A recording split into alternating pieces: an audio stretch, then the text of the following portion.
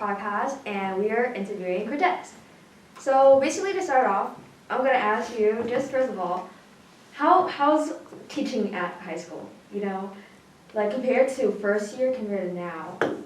Teaching, this is year 13 here for me at YB, 15 overall, and how is it? I love it.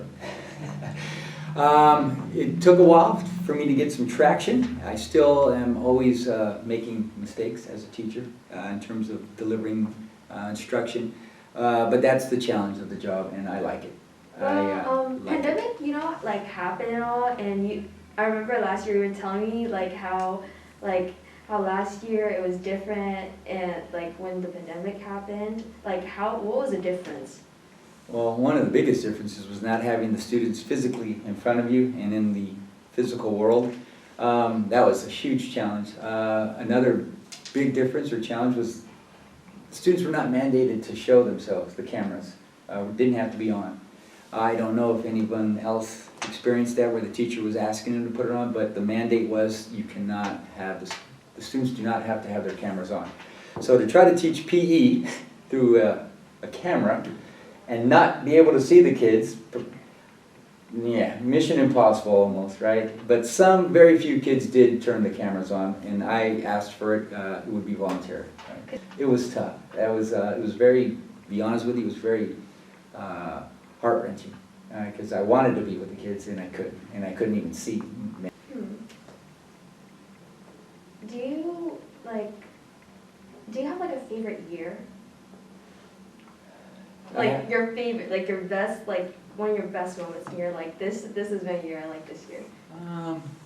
It might have been maybe 2001. That's the year that I got to see my wife experience pregnancy for the one and only time that we were blessed with children. I have 2 twin boys.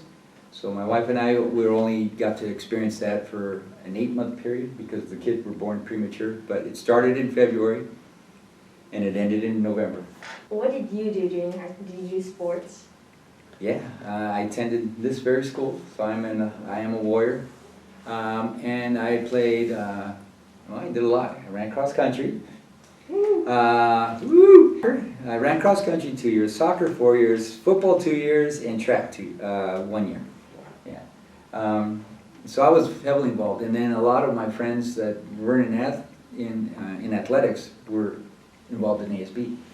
So when I wasn't doing the athletic thing, I was always hanging out with the ASB kids as well, and so I enjoyed that too. I got to work on Fantastics; those were around back in my day.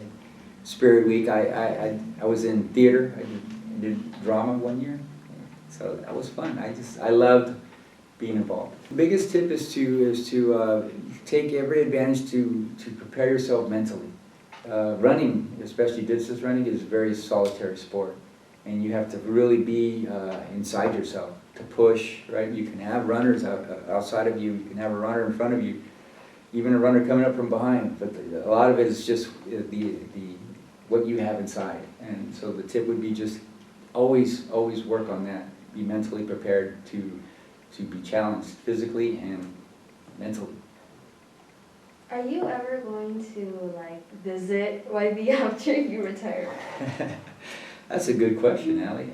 I graduated in 1983 and I never came back until I got hired here. So if I leave here, I would say yes, because at some point when I retire, there's going to be a group of students I'm going to leave behind that I would like to see graduate. So you have to check out sometime. Yeah, that's as you mentioned earlier, yeah, you'll be gone before me, as is everyone. But that's always tough because I have students now who are freshmen who I just met. This is month 3 of the school year, who are already telling me you can't leave until I graduate. Oh, okay, then what happens to next year's freshman? When am I going to get to leave, right? So yeah. It's I probably will until I'm forgotten, at least by the students. Right? Some of the teachers might remember. I don't know. Teaching is a second vocation for me. I kind of wish, I do wish I would have gotten into it earlier. Because when I graduated college, I went off into the adult world, and there I stayed until 15 years ago.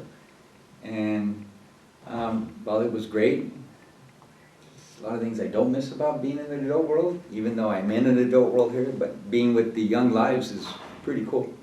Right? You guys recycle. I'm always working with 14 to 18-year-olds, right? So it's always fresh, right? Okay. I don't recycle. I started 15 years ago, now I'm 15 years old. I think I remember you mentioned something about your knee, but like what really happened to your knee? Because I know you have some problems with it. Where do I start with that? Oh, this is like a long story? I originally sustained it in grade school. I was on a merry-go-round and I was a small guy and I didn't reach the floor. And we were spinning it. It was being spun on recess. And then it turned into a tug of war. The girls were trying to spin it one way, the guys were trying to spin it the other way, and I was bored with that action. So I was getting off, but I couldn't hit the ground. So as I reached for the ground, it happened to spin on me into my body, and that took my knee backwards, and I fell off, and it hurt. But I didn't realize the severity of my injury until I tried to stand up. And at that point, I saw my knee was going the wrong way. It wasn't coming forward. So that's the original injury. And then as the years went on and I grew, I never really had it properly rehabbed and treated. So it's always been a problem. Did it affect your like sports? It did affect it. I really had a lot of problems with it dislocating, which was something that I could remedy. I could always pop it back in. It was kind of funky when people saw that. Oh, yeah, it's not supposed to look like that. Hold on, give me a second. Pop did it pop while you ran? Yeah, it would. Depending on the movement I was trying to perform. But I loved soccer growing up, and so when at the age of 26, I was playing in the league. Yeah, I really damaged it. I got hurt playing soccer on a Sunday afternoon, and I had to be carted to the ambulance to the hospital because it was bad. That's when I tore the cartilage, the ligaments, and all that dislocating over the years it needed to be repaired. Oh damn, that's really... So I'm missing parts. So I'm guessing soccer was probably the worst for your knees. It killed me. I loved the sport, but it didn't love me back. Right? But I survived it, and I do what I can with it now to keep it as healthy as possible. And when you first joined this school after like graduating for such a long time, did you visit your teachers or did you like avoid them? After I left? After you went back and you got the job here. Oh, when I left in '83, I was 17. When I came back 15 years ago, I won't tell my age. There were still teachers teaching here that were here when I was a student. And when I was a kid here, I thought all teachers were old. But that's how much you guys know, right? But when I came back, I go, man, that person's still here, still teaching? There was about 12. They're all gone now. They're all gone now. So, but it was strange because I left them as a student, and I came back as a coworker, a colleague of theirs. And they were like, oh, and some of them remembered me, others didn't. What are you doing here? I'm back. So it was weird. And what did you plan on doing like before you thought of becoming a PE teacher? Well, man, I got backstories for everything. I originally wanted to become a history teacher, a social studies teacher. But as I was preparing to become a teacher, I had to earn a credential. Originally I'm a business major, and so nobody teaches business at high school. And my brother recruited me to the profession. He says, I told him if I'm going to teach, I'm going to teach at the high school level. I want to work with that group. I don't want to work with middle school. I don't want to work with elementary school. So I had to prepare for the high school curriculums. Social studies, I love it. I love history, but I'm not a history major, so I had to study and test in. I have to be subject competent. I have to know what I'm talking about. But I also love athletics, and I love movement. So when I was preparing for them, I chose I'm going to get a credential in history, social studies, and I'm going to get one in physical education. I tested phys ed first. I passed. There's 3 tests. I passed them, and I never looked back. I said, I'm going PE. I love PE. Because while I was working on my credential, I was subbing, and I was getting assignments at all the schools in the Eastside, and I liked it. I liked it a lot. I said, I want to be a PE teacher. So I could have been your world history teacher, right, or your government teacher, but I was I your would freshman imagine. PE teacher. I would imagine that. Yeah, can you imagine Yeah. me in the classroom? You were meant to be a PE coach. I think so. And, like, 2 years to get it done. When you learned all of that, did you like apply most of that to your work, or was it more of like I learned that off the side, but like most of the things I learned or I do now is applied through all that like work I do from my job? A lot of, you get a lot of on-the-job experience, and it's very challenging in the beginning. And again, I came to this vocation later in life. So I had some experiences as an adult, right, where I had challenging situations with dealing with personalities that can cause issues within group dynamics. So I have life experiences, but to put that into teaching, and again, as I mentioned, there's no manual, so you really have to learn as you go. You have the support of your staff in your department, but a lot of it is trial and error. And if you don't know, a lot of teachers will walk away from the profession in the first 3 years, 2 to 3 years, because of the challenges.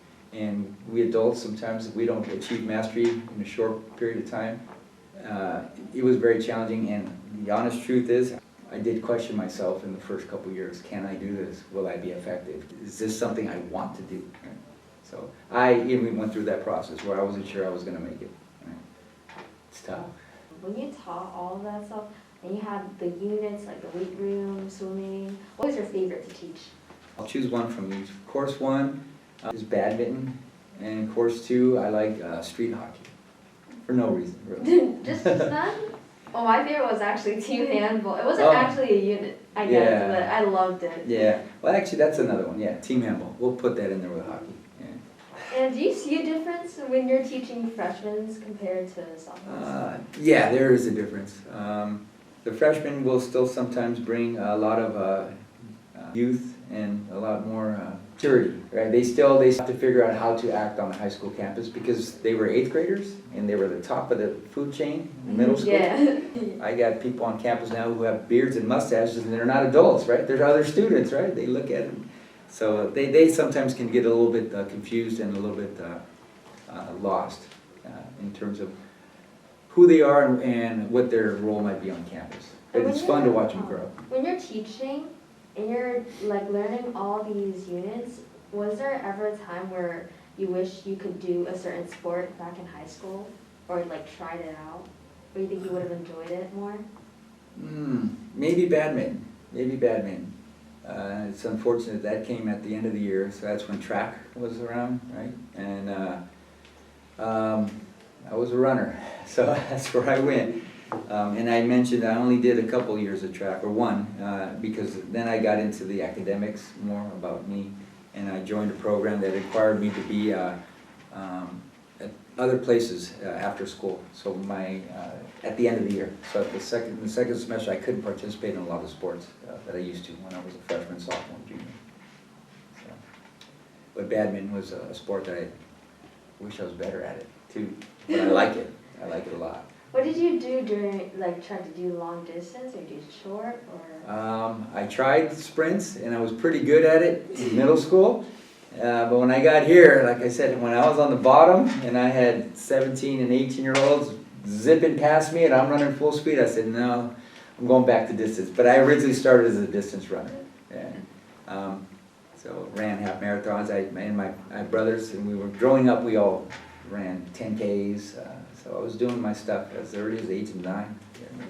I was very small when I got here to YB.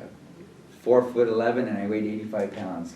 I remember those numbers because that's where, when I took my cross-country physical, I remembered I'm a small kid on this campus. I was physically small. Different than what you might see today. But I always felt that I wanted to participate and I wanted to make teams. I didn't ever want to be cut, right? And some sports don't cut, but also I didn't want to just make a team and be a reserve. I always wanted to be in the starting lineup. Right? So I did my absolute best when I had that opportunity to, in the beginning, to make impressions on coaches and older teammates, or even like the captains who are coming back and saying, wow, that kid's not half bad. Let's put him on the team, right? And whatever you can to get your name out there. And during your season, who was like the fastest or the best player that you remember? That was me. That was me. Oh. Hands down. But would you want the truth? The truth. Depending on the sport, I remember soccer when I got here, the goalkeeper, and I made the varsity as a freshman, even though I was really small. His name was Doug Rhodes. I thought he was Superman. And he was a senior, and he was making all these fantastic saves, and he kept us in a bunch of games. I was like, wow, that guy's pretty good. Right? And then, oh my goodness, my first year in track, there's all kinds of guys.